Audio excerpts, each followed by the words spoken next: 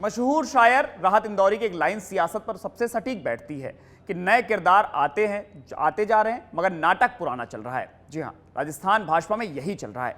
यहां की राजनीति में नए चेहरे तो सामने आ रहे हैं, लेकिन कहानी वही पुरानी चल रही है। पार्टी के पास चेहरे तो बहुत हैं, लेकिन जनता को साथ लाने वाला फेस नहीं मिल पा रहा है।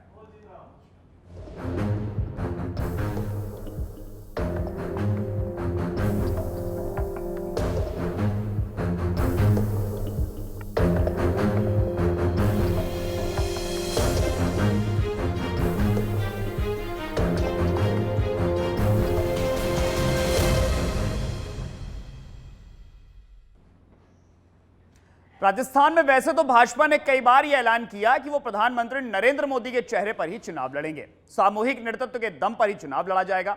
चुनाव के बाद मुख्यमंत्री का चुनाव किया जाएगा। लेकिन पार्टी का यह फैसला पार्टी पर ही भारी पड़ सकता है, क्योंकि चुनाव को सिर्फ 3 महीने बाकी हैं और यह किसी से छिपा भी नहीं है कि राजस्थान की जनता का जनादेश काफी हद तक चेहरे पर निर्भर करता है।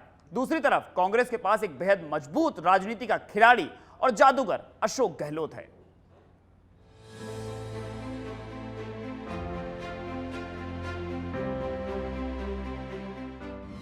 आखिर बीजेपी किसे बना सकती है मुख्यमंत्री?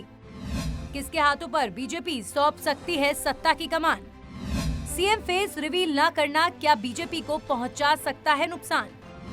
बगैर सीएम फेस के गहलोत का कैसे होगा मुकाबला? ये सवाल सिर्फ राजस्थान के लिए अहम नहीं है, बल्कि यहाँ की जनता का पार्टी से एक महत्वपूर्ण प्रश्न भी है, जिसका जवाब पार्टी की तरफ से फिलहाल तो मिलता नजर नहीं आ रहा है। मुख्यमंत्री का चेहरा चुनाव से पहले घोषित न करना बीजेपी की रणनीति की एक यूएसपी बन गया है। बीजेपी की उलझन इस बात को और साफ कर देती है, क्योंकि पार्टी का शीर्ष नेतृत्व अब यहां पर ताबड़तोड़ दौरों पर लगा हुआ है।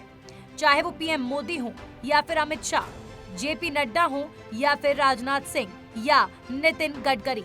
खुद पीएम मोदी पिछले 10 महीनों में 8 बार राजस्थान का चक्कर लगा चुके हैं, तो वहीं अमित शाह फिर से गंगापुर सिटी से चुनावी हुकार भर कर गए हैं। जानकारों का कहना है कि ये इस बात को और पुख्ता कर देता है कि राजस्थान के बीजेपी के नेताओं को अपने शीर्ष नेताओं की सबसे ज्यादा जरूरत है। इस पर तंज कसने में कांग्रेस भी पीछे नहीं रहती है। मोदी के इन दौरों को लेकर खुद सीएम कह चुके हैं कि मोदी समेत बीजेपी के सारे नेता अब राजस्थान में डेरा डाल रहे हैं। वो चाहे जो कर ले, लेकिन कांग्रेस को इस बार हरा नहीं पाएंगे। सब तोड़ रहे हैं प्रधानमंत्री जी, उचित नहीं कहा जा सकता। अब 6 बार आ चुके राजस्थान के अंदर, 6 बार नहीं हो 15 बार जाओ या 20 बार जाओ, अप डाउन करो, तब इस बार जनता तय कर चुकी है सरकार को रिपीट करने के लिए। जनता तय कर चुकी है और जनता ही माए बाप है। कितने ही पैसा लगा दो, साधन झोंक दो, बड़ी बड़ी रैलियाँ करें, रोड शो करेंगे, सब करेंगे लोग। अभी देखिए अब इनके एमएलए और मंत्री आके बैठ गए यहाँ पर। भले इनको राजस्थान जो है, इनके दिल में दर्द है, इस सरकार को हम गिरा क्यों नहीं पाए।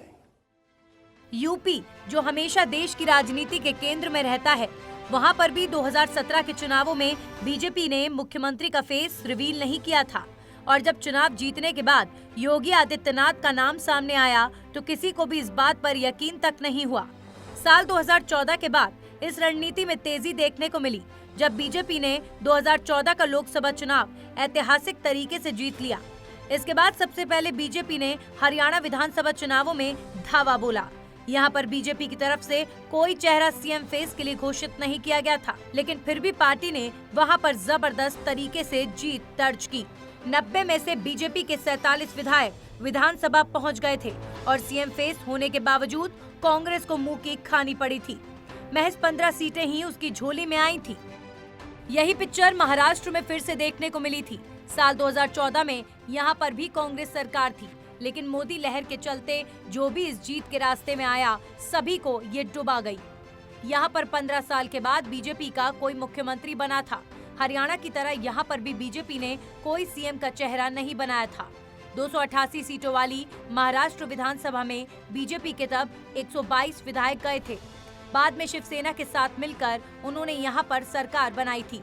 इन दोनों राज्यों में एक बात कॉमन थी कि यहाँ पर बीजेपी ने किसी को भी मुख्यमंत्री का फेस नहीं बनाया था।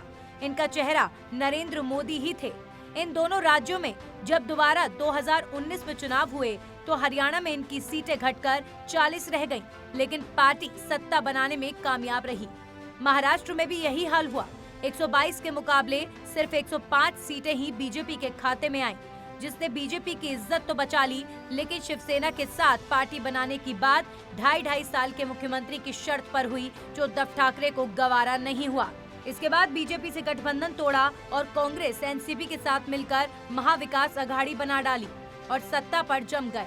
हालांकि ये महाराष्ट्र के जनादेश के खिलाफ जाकर हुआ, लेकिन 3 साल बाद ही शिवसेना टूट गई और एकनाथ शिंदे ने अलग होकर बीजेपी के साथ सरकार बना ली। साल 2021 में ममता दीदी के गढ़ में बीजेपी ने सेंध लगाई और यहाँ पर उसने जो जलवा दिखाया, जिससे एक बात तो साफ कर दी कि मोदी है तो मुमकिन है। हालांकि दीदी के चलते बीजेपी के सर जीत का सेहरा तो नहीं सजा, लेकिन 3 सीटों वाली बीजेपी ने 77 सीटों की ऊंची छलांग लगाई थी। गौरतलब है कि यहाँ पर भी बीजेपी ने सीएम का फेस घोषित नहीं किया था। इन उदाहरण से सीएम के लिए बीजेपी की रणनीति की तस्वीर साफ होती दिखती है कि लगभग हर राज्य में पीएम मोदी के फेस पर चुनाव बीजेपी लड़ती आई है। 2014 के बाद किसी राज्य में चुनाव से पहले सीएम फेस पार्टी रिवील नहीं करती। राजस्थान, छत्तीसगढ़, मध्य प्रदेश की जीत से मोदी लहर स्थापित की थी। सिर्फ उत्तर मध्य या पश्चिम के राज्यों में ही नहीं, बल्कि उत्तर पूर्व के राज्यों में भी मोदी मैजिक चला था। मोदी के सत्ता में आने से पहले यानी 2014 से पहले बीजेपी का इन राज्यों में जनाधार काफी कमजोर था। असम में जब 2016 में चुनाव हुए तो यहाँ बीजेपी ने अपनी परिपाटी से इतर चुनाव लड़ा, यानी इलेक्शन से पहले सीएम का फेस घोषित कर दिया गया था। नतीजा, यहाँ भी बीजेपी ने जबरदस्त तरीके से जीत दर्ज की। ये पहली बार था जब पूर्वोत्तर के किसी राज्य में बीजेपी पहली बार सत्ता में थी। यहाँ कांग्रेस 15 साल से सत्ता पर काबिज थी। सर्बानंद सोनोवाल तब बीजेपी से मुख्यमंत्री बने थे, जबकि इससे पहले बीजेपी असम में सिर्फ अपने अस्तित्व की लड़ाई लड़ रही थी। कहने को तो बीजेपी साल 2013 के चुनाव में तीसरे नंबर पर थी, लेकिन महज 5 सीटें लाकर जब साल 2021 का चुनाव आया तो सर्बानंद सोनोवाल को सीएम फेस नहीं बनाया गया, बल्कि मोदी के चेहरे पर ही चुनाव लड़ा गया। इस चुनाव में प्रधानमंत्री ने जमकर चुनाव प्रचार किया था। बीजेपी की रणनीति यहाँ काम कर गई और चुनाव बीजेपी जीत गई। इसके बाद हेमंत बिस्व शर्मा राज्य के मुख्यमंत्री बने। जानकारों का कहना था कि पार्टी के अंदरूनी कलह से बचने के लिए बीजेपी सीएम का चेहरा घोषित नहीं कर रही थी। अरुणाचल प्रदेश, त्रिपुरा, नागालैंड, मेघालय, मणिपुर में भी जब बीजेपी ने इसी परिपाटी पर चुनाव लड़ा था और शानदार ऐतिहासिक जीत दर्ज की थी।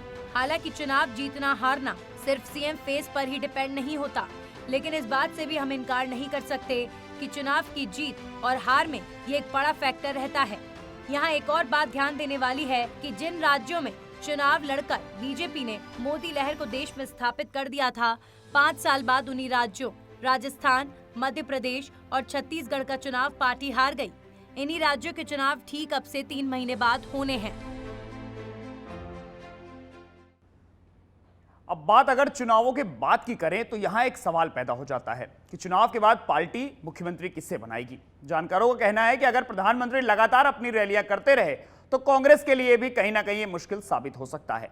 लेकिन इन सब के बावजूद भाजपा के लिए मुख्यमंत्री का फेस या फिर ऐसे नेता को ढूंढना होगा जिसे चुनाव का चेहरा बनाया जा सके।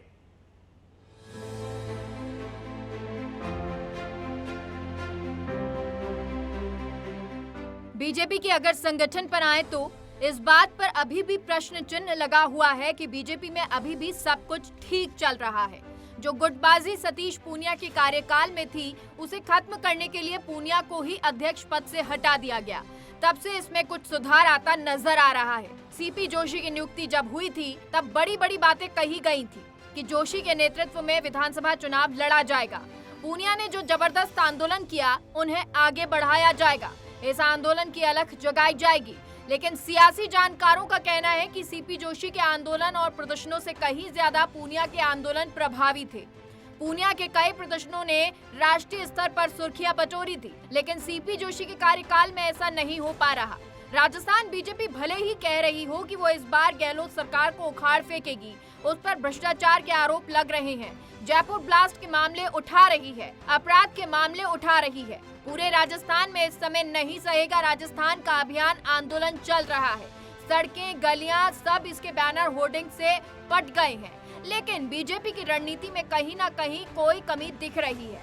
जिसमें जनता कनेक्ट नहीं हो पा रही। सबसे अहम बात है कि एंटी इनकम्बेंसी की बात बीजेपी करती है, वैसा कुछ जमीन पर तो नहीं दिखाई दे रहा। उल्टा लोग कांग्रेस की बनाई योजनाओं से जुड़ रहे हैं, उन्हें अच्छा बता रहे हैं। हालांकि गुटबाजी के चर्चे कांग्रेस में भी खूब हो रहे हैं, लेकिन इन सब को किनारे रखकर अशोक गहलोत राज्य में खुद की छवि एक कल्याणकारी नेता की बनाने में जुटे हैं। कांग्रेस ने तो सर्वे भी कराया है, जिसके मुताबिक अगली बार जनादेश कांग्रेस को मिलता नजर आ रहा है।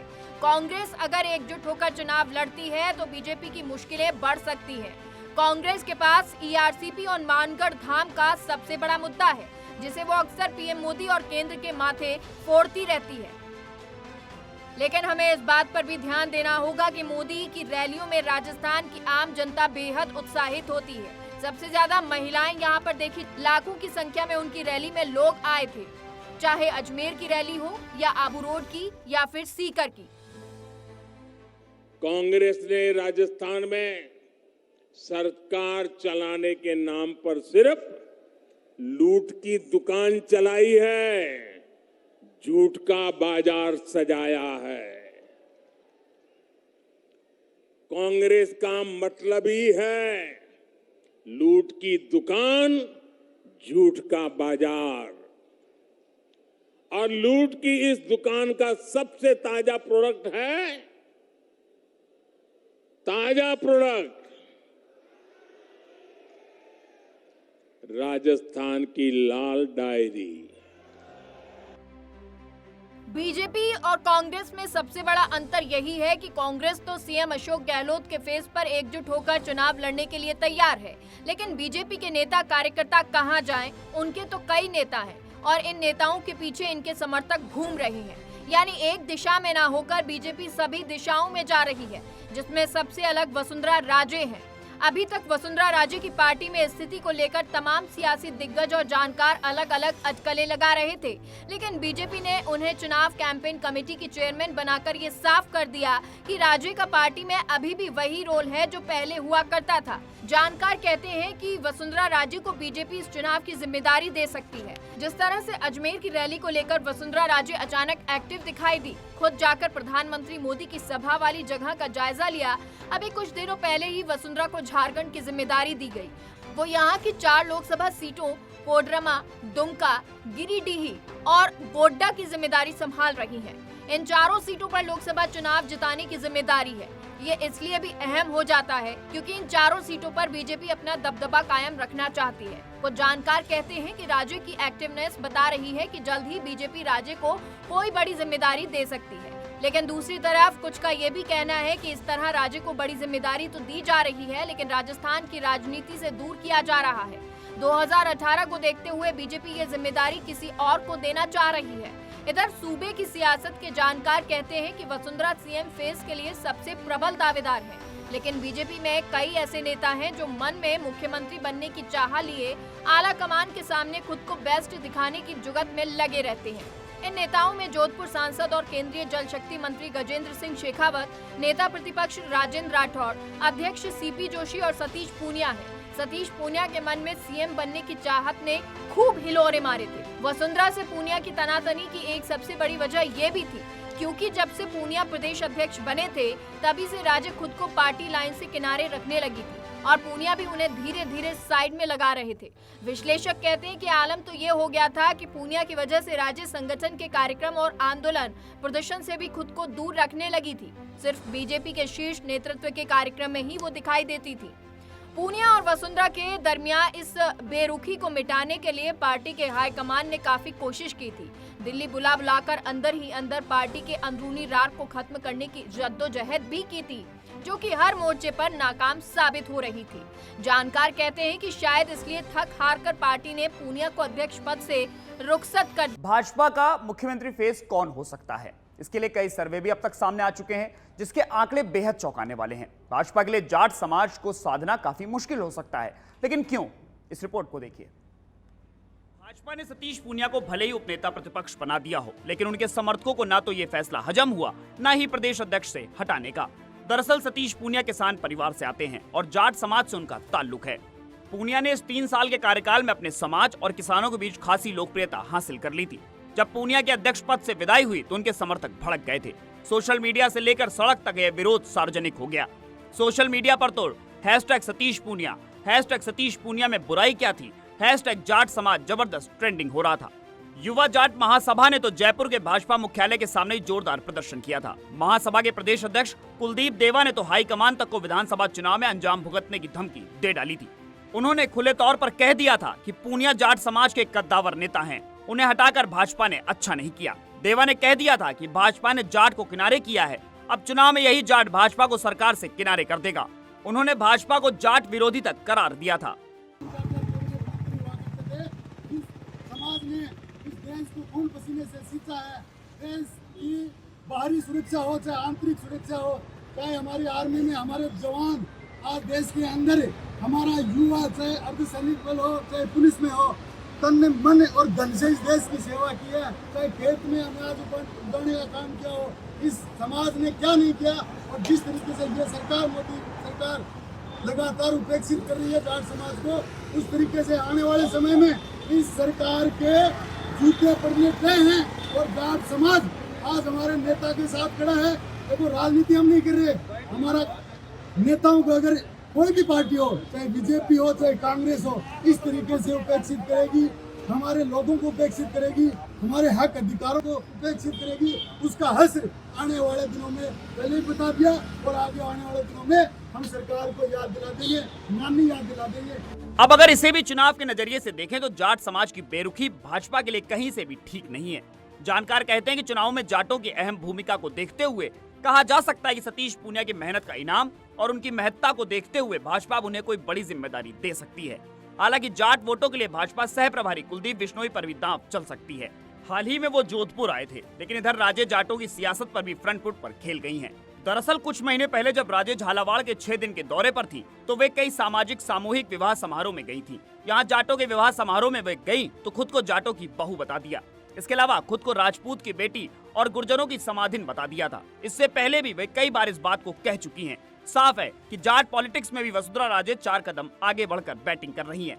कोस कोस पर बदले वाणी, 4 कोस पर पानी, इस कहावत पर राजे बखूबी फिट बैठती हैं। हर वर्ग को साधने की कला वसुंधरा राजे बखूबी जानती हैं। शायद इसीलिए राजे इस बार भी मुख्यमंत्री पद की प्रबल दावेदार बताई जा रही हैं। भाजपा का राजस्थान में फेस वसुंधरा का ही रहने वाला है। सिर्फ भाजपा के लिए नहीं बल्कि पूरे राजस्थान की सियासत में जाट पॉलिटिक्स की एक अलग जगह रहती है। वो कहते हैं ना कि जिसने राजस्थान का जातीय समीकरण समझ लिया उसने सत्ता को भी पा लिया। हालांकि भाजपा ने अपने प्रदेश के संगठन में 2 बड़े फेरबदल किए हैं और जिस तरह के हर वर्ग के नेताओं को जगह देकर जातीय समीकरण को साधा है, सीपी जोशी को अध्यक्ष बनाकर ब्राह्मण, पूनिया को अध्यक्ष से हटाकर उपनेता प्रतिपक्ष बनाकर जाट और राजेंद्र राठौड़ को नेता प्रतिपक्ष बनाकर राजपूत समाज के वोटों को अपने पाले में खिसकाने का जो ताना बाना बुना है। भाजपा का मुख्यमंत्री कौन हो सकता है, इसके लिए कई मीडिया रिपोर्ट्स भी सामने आई हैं, जिसमें उन्होंने सर्वे के दम पर कई चौंकाने वाले दावे किए हैं। ऐसा ही एक सर्वे राजस्थान की जनता से प्रदेश के मुख्यमंत्री के लिए हुआ, जिसके मुताबिक इस सर्वे में सबसे ज्यादा वोट वसुंधरा राजे को मिले हैं। दूसरे नंबर पर गजेंद्र सिंह शेखावत रहे और तीसरे नंबर पर सतीश पूनिया। इनमें से 38% भाजपा समर्थक, 37% कांग्रेस समर्थक और 37% आम जनता वसुंधरा राजे के मुख्यमंत्री बनने के पक्ष में है। वहीं गजेंद्र सिंह शेखावत के लिए 18% भाजपा समर्थक, 12% कांग्रेस समर्थक और 15% आम जनता ने हामी भरी है। वहीं सतीश पूनिया इस मामले में तीसरे नंबर पर पिछड़ गए हैं। उनके लिए 11% भाजपा समर्थक, 9% कांग्रेस समर्थक और 11% आम जनता समर्थन में है। ब्यूरो रिपोर्ट, सच पे धड़क।